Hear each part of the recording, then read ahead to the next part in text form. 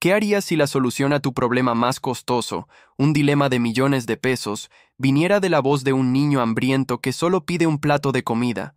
Esta es la historia de cómo un alma olvidada en las calles de la ciudad estaba destinada a reconstruir un imperio.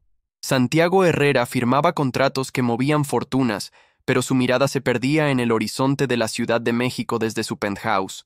Rodeado de un lujo que gritaba éxito, por dentro sentía un silencio ensordecedor. Su imperio de autos de lujo era una máquina perfecta, pero había olvidado el olor a gasolina y la pasión que le dio origen.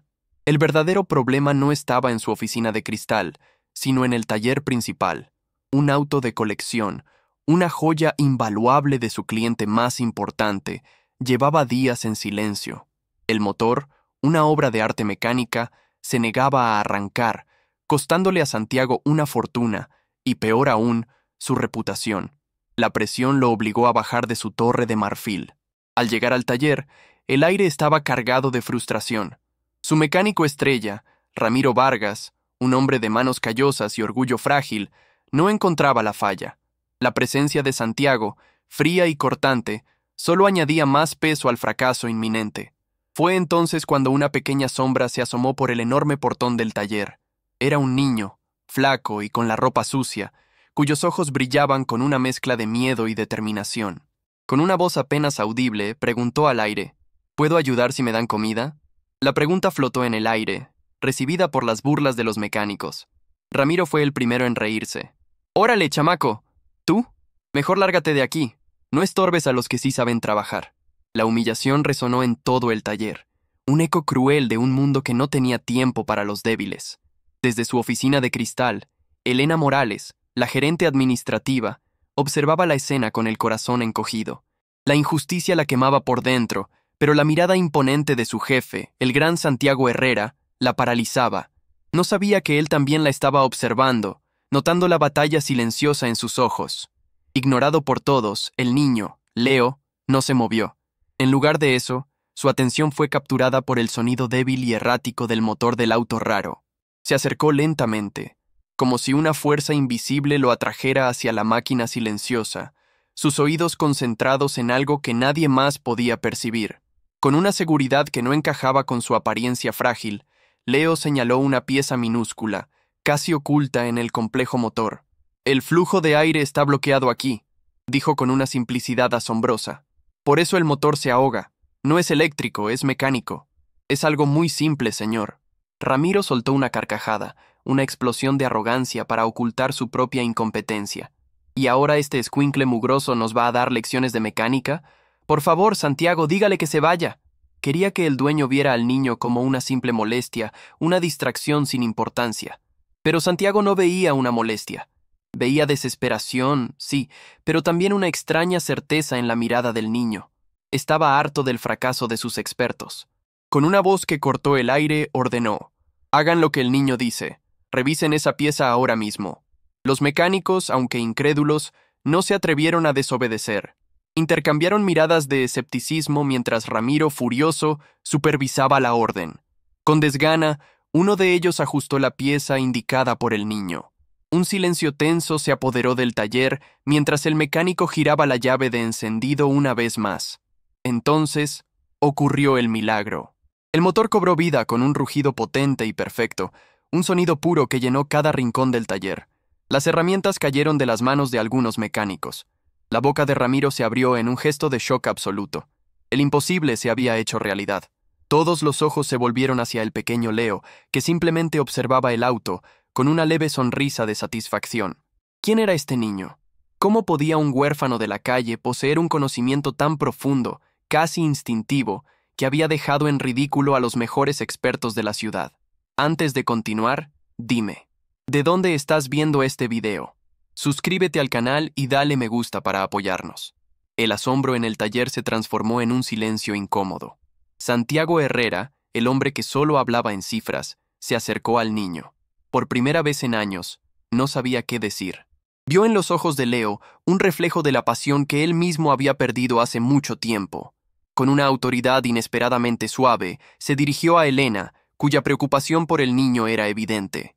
Le ordenó que llevara a Leo a la cafetería, que se asegurara de que comiera y que no le faltara nada. Que nadie lo moleste, añadió, una advertencia clara para Ramiro y los demás. Elena asintió, sorprendida por el cambio en su jefe. Guió a Leo lejos de las miradas curiosas, sintiendo el peso de la humanidad de Santiago por primera vez. Para ella, ese pequeño gesto de compasión valía más que todos los bonos y cheques que él pudiera firmar. En la soledad de su oficina, Santiago activó las cámaras de seguridad, no por desconfianza, sino por una curiosidad que no podía explicar. Observó a Elena servirle un plato de comida a Leo, tratándolo no como a un niño de la calle, sino como a una persona digna de respeto y cuidado. Los días siguientes se convirtieron en una nueva rutina. Elena, con el permiso tácito de Santiago, improvisó un pequeño rincón para Leo en una oficina de archivo. Le llevó ropa limpia, cuadernos y lápices, descubriendo que detrás de la suciedad había una mente brillante y ávida de aprender. Descubrió que la genialidad de Leo para los motores contrastaba con su dificultad para leer. Con una paciencia infinita, Elena comenzó a enseñarle las letras, las sílabas, las palabras. Cada pequeña victoria era una celebración silenciosa que Santiago presenciaba a través de la fría lente de una cámara. Él comenzó a hacer visitas más frecuentes al taller, usando excusas triviales sobre inventarios o reportes, pero su verdadera intención era verlos. Observaba de lejos cómo Elena le leía a Leo, o cómo el niño dibujaba autos de carreras con una precisión asombrosa. Esa escena llenaba un vacío que no sabía que tenía. Una conexión silenciosa comenzó a tejerse entre Santiago y Elena. A veces, sus miradas se cruzaban a través del taller y en ese instante compartían un secreto. El cuidado de ese niño los estaba cambiando a ambos. El amor por Leo se convirtió en el puente que unía sus dos mundos tan diferentes. Pero esta nueva armonía no pasó desapercibida. Ramiro sentía cómo su autoridad se desvanecía. La admiración que los mecánicos sentían por el niño era una ofensa directa a su orgullo. La envidia, como un motor oxidado, comenzó a hacer un ruido peligroso dentro de él. Comenzó su ataque con pequeñas maldades. Le pedía a Leo que barriera una zona y luego, a escondidas, tiraba aceite para culparlo de descuido. Acusaba al niño de mover sus herramientas, sembrando la duda entre los otros trabajadores. Quería que todos vieran a Leo como un problema. Un día, una cartera con poco dinero desapareció del vestidor. Ramiro no lo acusó directamente, pero su voz resonó en el taller. Qué casualidad que las cosas se pierden desde que tenemos visitas. La insinuación era veneno puro y apuntaba directamente al corazón de Leo. Elena lo defendió con la fiereza de una leona. Se enfrentó a Ramiro delante de todos. Leo no tocaría un solo peso que no es suyo. Pongo las manos al fuego por él, declaró, su voz temblando de rabia. La confrontación dejó una línea clara dibujada en el taller. Ellos contra él. Santiago lo vio todo desde su oficina.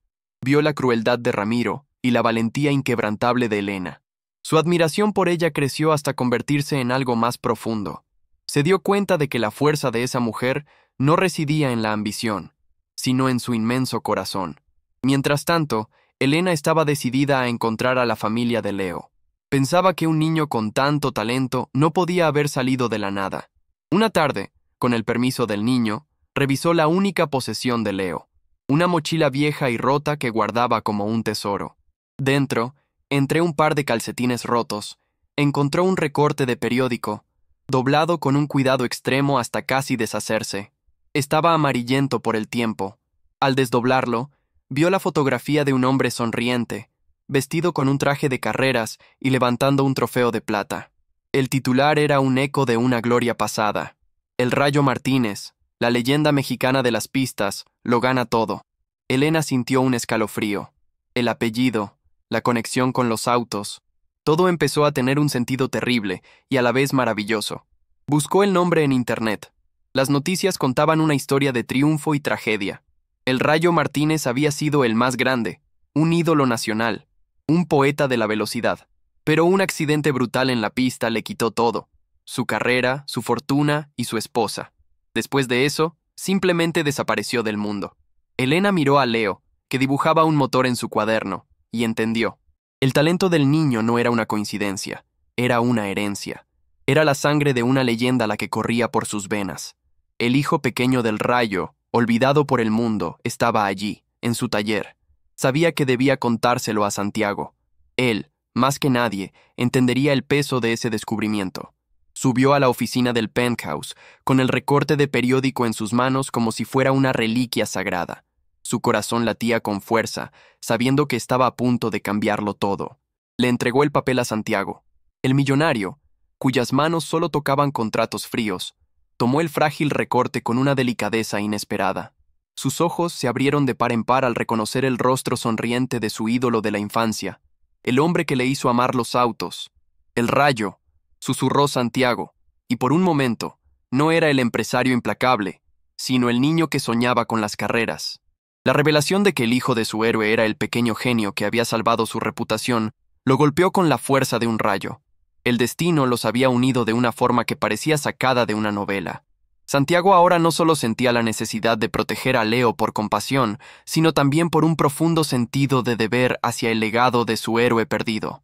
La conexión se había vuelto inquebrantable. Elena vio la emoción en los ojos de Santiago y supo que había hecho lo correcto. Por primera vez se sintieron como un equipo, unidos por un propósito más grande que ellos mismos: proteger a ese niño y darle el futuro que la tragedia le había robado. Pero la envidia de Ramiro no conocía límites. Al ver la creciente cercanía entre el niño, Elena y el jefe, supo que sus pequeños sabotajes no eran suficientes. Sintió que su tiempo en el taller, su reino, estaba llegando a su fin, y la desesperación lo empujó hacia la oscuridad. Dale like si quieres saber qué plan retorcido ideará Ramiro para vengarse. Él sabía que para destruir a Leo, tenía que golpearlos donde más les doliera. Tenía que crear una situación tan grave que ni siquiera el dinero de Santiago pudiera solucionarla. Un plan final, cruel y definitivo, comenzó a formarse en su mente resentida. Desde las sombras, Ramiro comenzó a observar los procedimientos de seguridad del taller, buscando una falla, una oportunidad para sembrar el caos. Su objetivo ya no era solo expulsar al niño, sino destruir la confianza que Santiago había depositado en él y en Elena, y arrastrarlos a todos a su propio abismo. El plan de Ramiro fue tan cobarde como cruel. Al amparo de la noche, eligió el auto de un cliente importante y, con manos expertas, dañó deliberadamente el sistema de frenos. Dejó una de las llaves inglesas de Leo cerca, una prueba falsa para sellar el destino del niño. Cuando el sabotaje fue descubierto a la mañana siguiente, el caos estalló. El cliente, furioso y asustado, exigió una respuesta.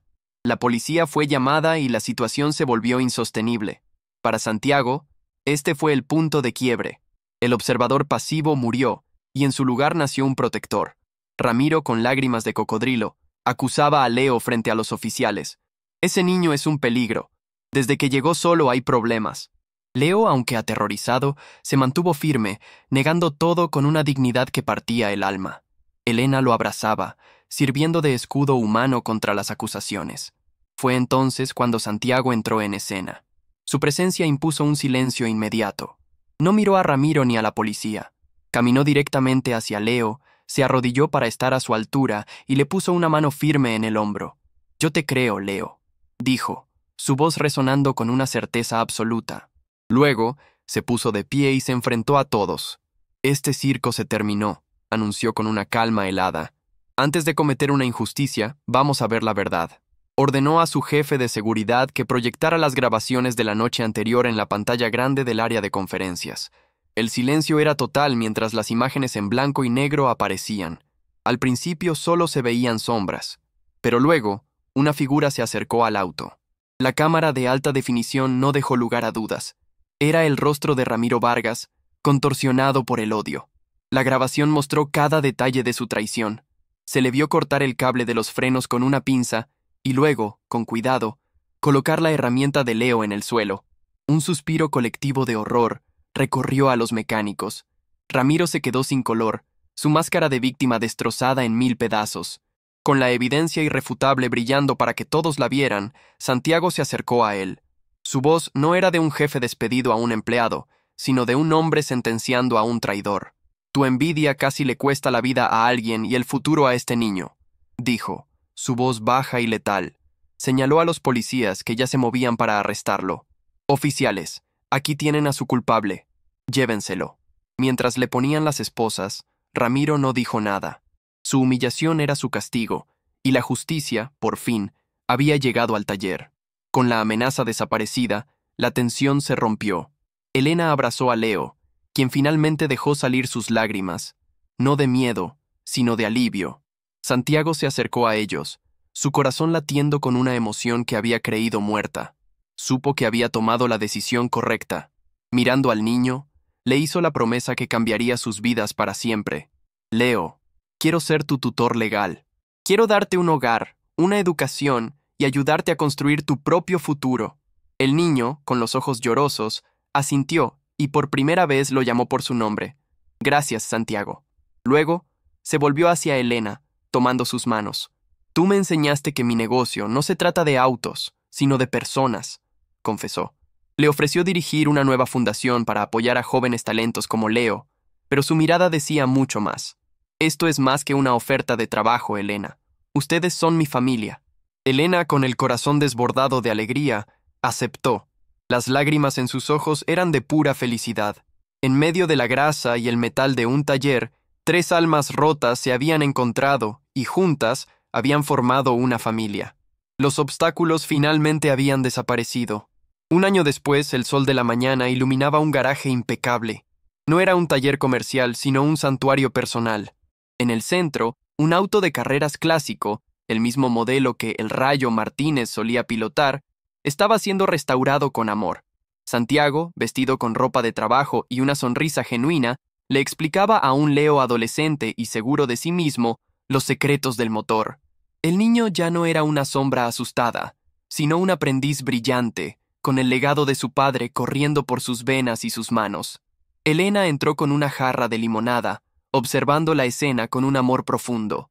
Santiago la vio y se acercó para darle un beso, un gesto de afecto cotidiano que lo era todo. Ya no eran jefe y empleada, sino compañeros, socios y padres. Ya no estaban reparando solo un auto, estaban reconstruyendo un legado y forjando uno nuevo. Santiago había encontrado su verdadera riqueza, Elena había encontrado un amor justo, y Leo había encontrado el hogar que el destino le había arrebatado. Eran una familia, unida por la pasión y la compasión. Si esta historia tocó tu corazón, suscríbete ahora y activa la campanita para no perderte más historias que llegan directo al alma. No olvides dejar tu comentario y contarnos qué parte te emocionó más.